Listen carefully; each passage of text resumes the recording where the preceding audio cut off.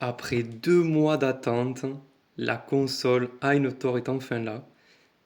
C'était très très très long et je vais faire cette vidéo en fait juste pour vous expliquer un peu comment ça s'est passé, la commande depuis que j'ai commandé jusqu'à l'arrivée, parce que sur YouTube on trouve beaucoup de vidéos de tests de la Ainotor, mais moi je vais pas la tester. Enfin, je vous montrerai à la fin quand même quelques jeux que j'ai joués et quels jeux passent bien.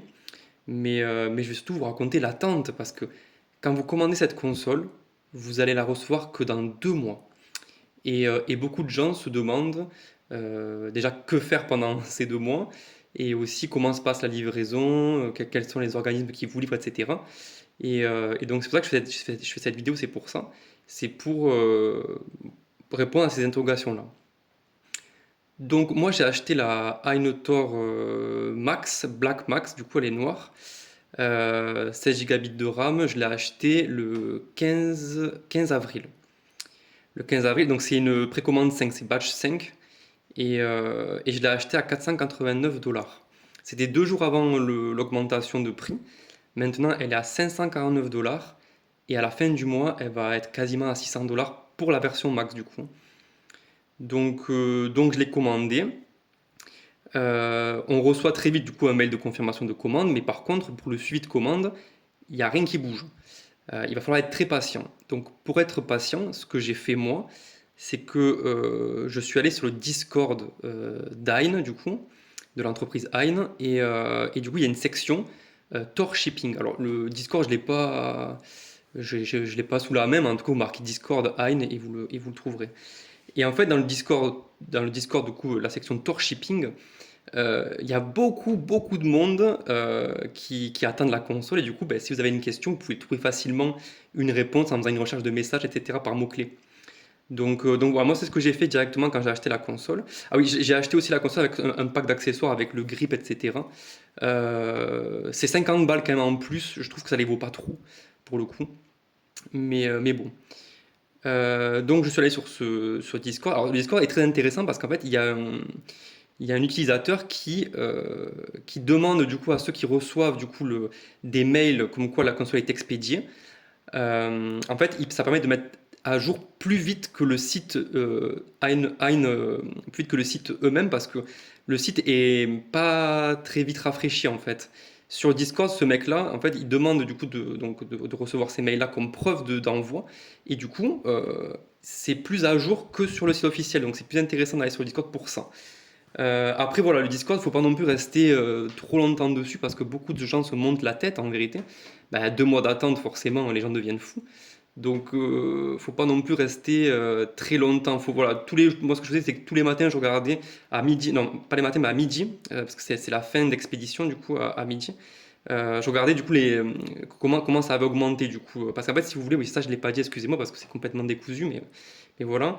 Vous avez un numéro de commande, en fait, quand vous passez chez Hein. En fait, il y a un numéro. Les 4 premiers chiffres sont votre lot. Et après, les autres chiffres, c'est confidentiel. Donc, moi, par exemple, j'étais le 2123. Voilà. Maintenant, je crois qu'ils commencent à envoyer les 2150 ou les 2200. Donc voilà, vous pouvez regarder par rapport à votre numéro de commande et du coup, vous pouvez voir l'avancée comme ça. Donc voilà. Alors, ce qu'il faut savoir, alors je ne sais pas si ça sera le cas pour vous, mais moi, ce que j'ai remarqué sur ces 2 mois d'attente, c'est qu'il y a des consoles qui sont envoyées plus vite que les autres. C'est-à-dire, moi, au moment où, du coup, où j'étais dans ce Discord, le modèle Pro allait plus vite que les autres. Alors, après, ça s'égalisait, mais il y avait quand même beaucoup plus d'envois de Pro que de Max ou de Light ou de base. Et la couleur est importante parce que, en vérité, les deux consoles les deux couleurs pardon, qui vont le plus vite sont le Rainbow et la Black. Le Purple et la White vont plus lentement. Après, encore une fois, ça s'égalise, mais moi, c'est ce que j'ai remarqué pendant que j'étais sur le Discord, quoi. Donc, faut aussi un peu le prendre en compte, même si personnellement, je ne le prendrais pas en compte. En vérité, si je voulais la couleur pourpre, enfin, violette, je l'aurais prise. Mais c'est ce que j'ai remarqué voilà, à ce moment-là. Donc ensuite, donc voilà, j'attendais comme ça. Moi, ce que je vous conseille aussi en attendant, c'est d'aller sur le Reddit Ainotor. Il est excellent ce Reddit, vous allez apprendre beaucoup de choses. Et évidemment aussi regarder la vidéo. Alors je sais plus le nom de cette vidéo-là, mais c'est un mec qui pendant 2 heures, il fait un tuto pour programmer la Tor. Alors moi, je ne l'ai pas regardé avant de recevoir la Tor parce que si vous voulez, moi enfin, je m'inquiétais jusqu'à la fin. 2 mois, c'est très long, surtout pour un objet de 500 $, quoi, en gros.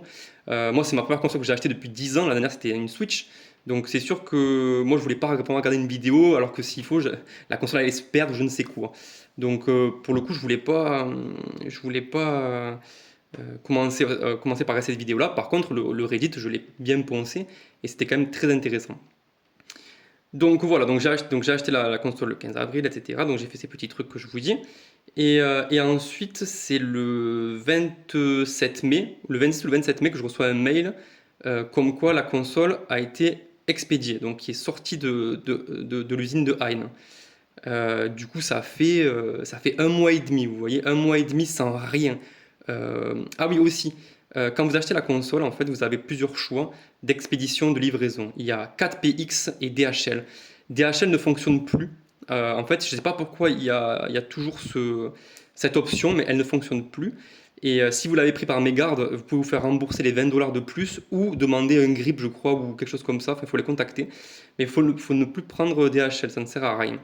Il faut prendre forcément 4 pixels. Alors, je sais que ça aura évolué depuis le temps, mais en tout cas, pour l'instant. Pour ça, allez voir même le Discord avant d'acheter la console pour voir toutes les actualités, quoi. Donc voilà. Donc, j'ai reçu le mail le 26 ou 27 mai, donc 1 mois et demi après la commande. La console a mis, je crois, environ 6 jours à partir de Chine. Donc voilà, je crois qu'elle est restée peut-être 2 jours à l'aéroport de Hong Kong, donc faut pas s'inquiéter que ça reste un petit moment. Après, elle est partie à, à Liège, en Belgique. Je ne sais pas pourquoi elle n'est pas directement à Paris, donc elle est partie à Liège, elle est restée je crois environ 24 heures, un peu moins je crois en vérité, et après elle est arrivée au centre de tri de Paris. Alors moi, le truc c'est que, vous savez, l'historique de commande, beaucoup le laissent sur Discord pour voir un peu le temps d'attente et pour faire un comparatif. Moi quand j'ai regardé, enfin, quand ma console est restée au centre de tri de Paris, elle est restée 26 heures. C'est pas souvent le cas. Normalement, elle reste beaucoup moins. Elle reste entre 3 et 15 heures. Moi, elle est restée quand même plus longtemps, donc je commençais un peu à m'inquiéter, mais ça allait. Alors, moi, je suis pas à Paris, moi, je suis tout au sud de la France, vous allez voir. Donc voilà, elle est restée 25 heures environ, 26 heures au centre de tri. Après, elle est partie à Toulouse. Elle est partie à Toulouse où elle est restée environ 24 heures. Et après, elle est partie à Perpignan, parce que moi, je vis à Perpignan. Euh, et ce qu'il faut savoir aussi, c'est que quand elle est arrivée à Paris, en fait, le service de livraison du dernier kilomètre, hein, en fait, ce qui s'occupe de la livraison quand ça arrive en France, quoi, en gros, moi, c'était GoFo. GoFo, ça fait peur, hein. GoFo, c'est-à-dire que les avis qu'il y a sur ce truc, ça faisait peur. Parce que moi, je connaissais pas GoFo. Apparemment, c'est quand tu es livré de Chine, c'est GoFo qui te prend en charge. Ne regardez pas les commentaires de GoFo, ça va vous faire flipper, mais de ouf. Donc, euh, donc voilà, moi j'étais pas rassuré quand j'ai vu ça, mais en fait, moi, enfin, moi on m'a dit, surtout, si tu peux poser une journée, parce que moi je travaille du coup à mon compte, donc ça va, mais si tu peux poser une journée et attendre devant la boîte aux lettres, c'est bien. Alors, beaucoup n'ont pas entendu devant la boîte aux lettres, évidemment, je vais pas vous faire peur, hein, mais disons que j'avais vraiment tellement pas confiance que moi j'ai campé devant la boîte aux lettres en fait. Du coup, voilà, donc elle arrivait donc à Perpignan après être restée une journée environ à Toulouse. Et ensuite, quand elle arrive à Perpignan, le lendemain, donc GoFo s'est mis en livraison. Et à 10h30, je crois, j'ai attendu du coup de 10h30 jusqu'à quasiment 15 heures, du coup, devant la boîte aux lettres. Et du coup, franchement, les gars, le livreur GoFo, il est arrivé. Au début, je ne pensais même pas que c'était un livreur. Il arrive dans un Kangoo utilitaire pourri, mais pourri de ouf. Il arrive comme ça dans la boîte aux lettres, je me dis non mais c'est pas lui. Et tu sais, le mec il a une clope au bec et tout, et il commence à sortir le clou, il me dit putain c'est lui. Donc je suis vite allé l'alpaguer et le choper pour lui dire que voilà, c'était mon colis, voilà. Et du coup ça s'est finalement bien passé, mais c'est sûr que faut quand même faire attention au dernier kilomètre parce que pareil, il y a des vols de colis en vérité aussi. Pareil, ça arrive pas beaucoup, mais on sait jamais. Donc moi je voulais pas de laisser de place au hasard par rapport à ça. Et du coup, voilà, elle est arrivée du coup, le 10 juin, elle est arrivée. Donc, en fait, elle est restée en transit donc, de la Chine jusqu'à chez moi 12 jours. Donc c'est quand même assez long. Faut vraiment prendre son mal en patience pour cette console. Encore une fois, moi j'ai pas l'habitude de commander des trucs pareils, des trucs aussi chers sur internet, donc moi ça me faisait quand même bien flipper. Ce qui est bien aussi à noter, c'est que l'emballage du coup il est uniforme en fait, enfin le carton qui avait la console, il n'y a pas d'information comme quoi c'est un produit entre guillemets high-tech quoi. Donc ça peut limiter les vols, mais il y en a quand même eu.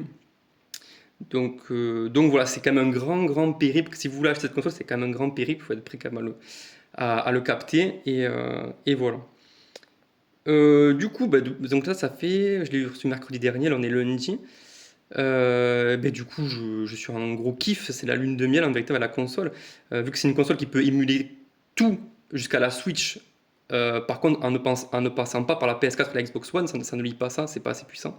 Et la Xbox 360 et la PS3, c'est en cours de développement. Il y a des bonnes choses, mais voilà. Du coup, c'est sûr, c'est vrai que ça allie absolument tout, même sur Switch, quoi. Tous les jeux de Switch, je peux les lire facilement. J'ai testé Mario Odyssey, le Smash Bros Ultimate, des trucs comme ça. Après, c'est pas non plus une putain d'émulation à 60 FPS constant, non. Pour la Switch, en tout cas, non. Vous avez quand même parfois des baisses de framerate, etc. Mais franchement, c'est ultra jouable et c'est vraiment de la bombe. Après, tout ce qui concerne la 3D. En fait, cette console, je pense que. Parce que moi, la 3DS, quand elle est sortie, moi, je devais avoir déjà 18 ans. Donc, je l'ai loupé la console. Moi, j'étais déjà sur PC. Et la 3DS, du coup, je l'ai pas vécu. Et en fait, grâce à cette console, je vis du coup les jeux 3DS. Du coup, upscale, du coup, parce que tu peux upscale jusqu'à x3, je crois, ou x4 avec cette console. Et du coup, les jeux 3DS n'ont jamais été aussi magnifiques. Et surtout que par exemple, Zelda Ocarina of Time, il y a des textures pack 4K qui te permettent de lire le jeu, mais le jeu il est tellement beau. Majora's Mask c'est pareil, ou d'autres jeux 3DS, il y a beaucoup de. En fait, il y a une communauté qui est énorme derrière cet appareil, et c'est vraiment de la bombe. Donc moi j'en suis ultra satisfait. Bon, je vous la montre vite fait, mais de toute façon, c'est pas non plus un truc de fou, mais je vais peut-être vous montrer les jeux vite fait quand même, parce que bon, c'est vrai que la vidéo elle joue un petit peu. Donc voilà la console. Alors moi j'ai mis tous les protèges écran, etc.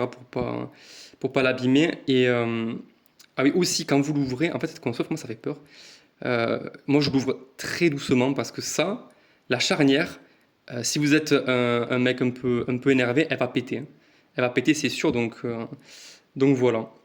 Évidemment, du coup, cette vidéo du youtubeur pendant 2 heures là, qui vous parle de comment configurer Torch, je l'ai faite entièrement. Donc il vous aide comment bien configurer la console et tout. Faut vraiment le faire parce que c'est très important. Du coup, qu'est-ce que j'ai? Donc sur GameCube, j'ai joué à. Alors j'ai testé. Là, en ce moment, je joue à Ocarina of Time à balle. Je joue à rien d'autre, mais j'ai testé